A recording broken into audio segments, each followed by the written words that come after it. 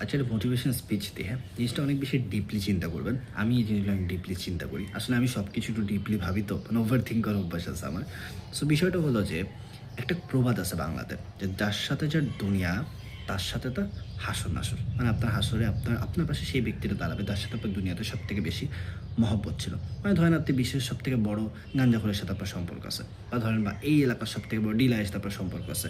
বা ধরেন একজন সন্ত্রাসীর সাথে আপনার সম্পর্ক আছে। কারণ বিষয়টা কি দাঁড়াচ্ছে? আপনার হাসরের ময়দানে আপনি ওই ডিলার, ওই সন্ত্রাসীর পাশে আপনি দাঁড়াবেন। এখন ব্যাপারটা হলো একদিন আমার বন্ধুর সাথে খুব গুরুত্বপূর্ণ কিছু বিষয় নিয়ে কনভারসেশন হচ্ছিল। তো আমার বন্ধু আমাকে একটা কথা বলল। এই কথাটা আমার আজীবন মাথায় থাকবে। ও আমাকে বলল, "দেখ মামা একটা কথা বলি।" আমাকে বল। খুব লজিক্যাল কথাটা। সেটা হলো আমাকে বলল যে, "মামা দেখ, ধর তোর বন্ধু মহলে ১০ জনের মধ্যে ৮ জন গাঁজা খায়। তুই খাস না। ঠিক আছে? তুই ভালো ছেলে। তুই ৫ ওয়াক্ত নামাজ পড়িস, তুই ঘুরে বেড়াস। তোর চলাফেরা কাদের সাথে? তোর চলাফেরা হলো ওই মহলের লোকজনের সাথে যারা কিনা গাঞ্জাখোর। এখন ধর তুই মারা গেছিস। হুম? আল্লাহ না করুক। সো তুই মারা যাওয়ার পর তোর খাটিয়া কে ধরবে?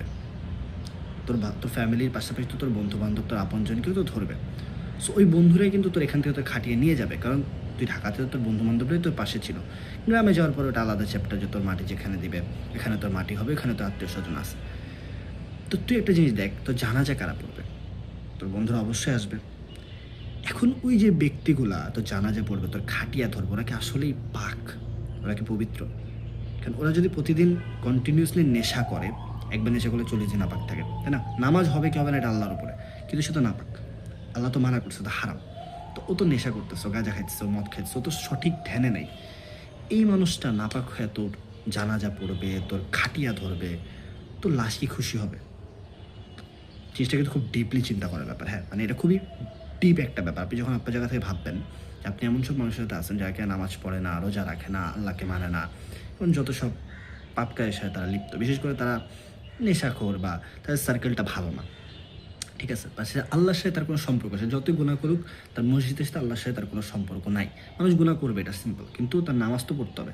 তো একজন বেনামাজি আপনার খাটিয়া ধরলো, আপনার জানাজায় অংশগ্রহণ করলো ১ম কাতারে, সে আপনার বন্ধু।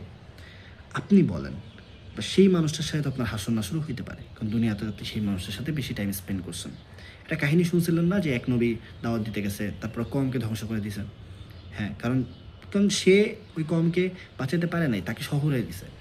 তো ব্যাপারটা হলো এরকম যে আমি আপনি বন্ধু নির্বাচনের ক্ষেত্রে কাকে নির্বাচন করতেছি? সে আদৌ আল্লাহর দিকে আমাকে টানতেছে কিনা? আমি তো গুনাহগার, সেও গুনাহগার। ২ গুনাহগার মিলে একাকারে শয়তান। কিন্তু কেউ আমাকে ওই দিকে টানতেছে না যেদিকে আমার যাওয়া উচিত, যে আল্লাহর রাস্তায় আমার যাওয়া উচিত, যে পথে আমার যাওয়া উচিত।